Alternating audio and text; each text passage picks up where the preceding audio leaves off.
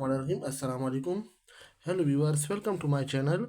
Subject Physics Unit number 2 Kinematics class 9th. Today we solve the second equation of motion. S is equal to VIT plus half AT square. अब इसको हमने proof करना है. अब देखिए second equation of motion relates displacement S with initial velocity VI and acceleration A in time t as the area under the velocity time graph gives the displacement S. velocity time graph का जो area under है, इसके under जो area होता है वो क्या हमें देता है, हमें डिस्प्लेसमेंट देता है. अब देखिए, अब ये जो है ये भी हमारे पास क्या है, एक ग्राफिकल मेथड से अब इसको हमने सॉल्व करना है.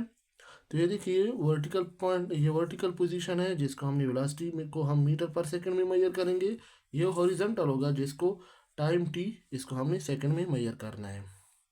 अब देखिए वही सेम बात है, ओ से लेकर ए तक इनिशियल वेलोसिटी है, यहाँ तक ये बॉडी रेस्ट पर है.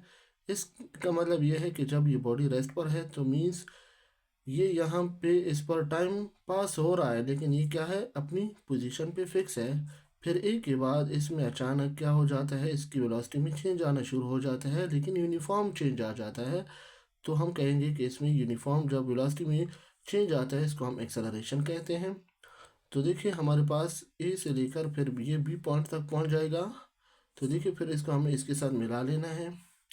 तो देखिए ओ से लेकर ए तक, ए से लेकर बी और बी से लेकर डी तक, ये हमारे पास एक ग्राफ बन जाएगा.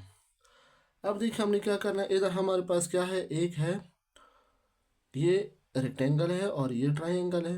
रेक्टेंगल हमें पता है कि उसके अपोजिट साइड आपस में क्या होते हैं, इक्वल होते हैं. तो सेम इज द केस, ओ ए जो है वो इक्वल है सी डी के इक्वल है जो कि वी आई के बराबर है.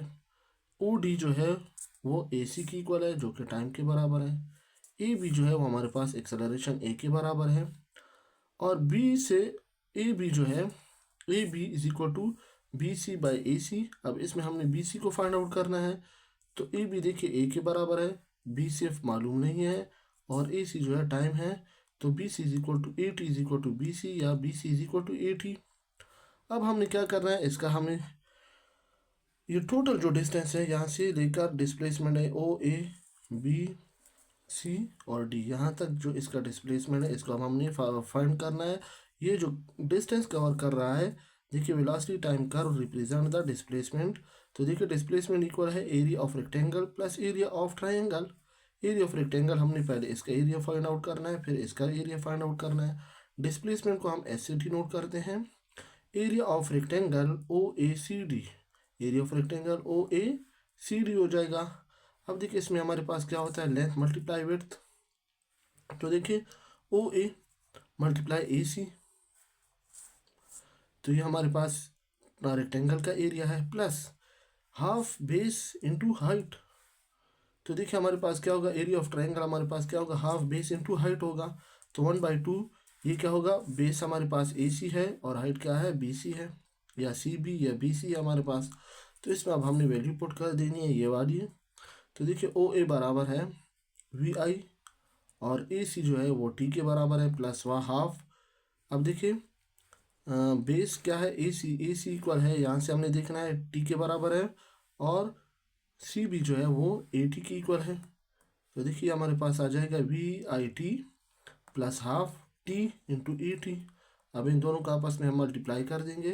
तो ये क्या आएगा, displacement is equal to V I T plus half A T square. तो this is second equation of motion, hence it is proof.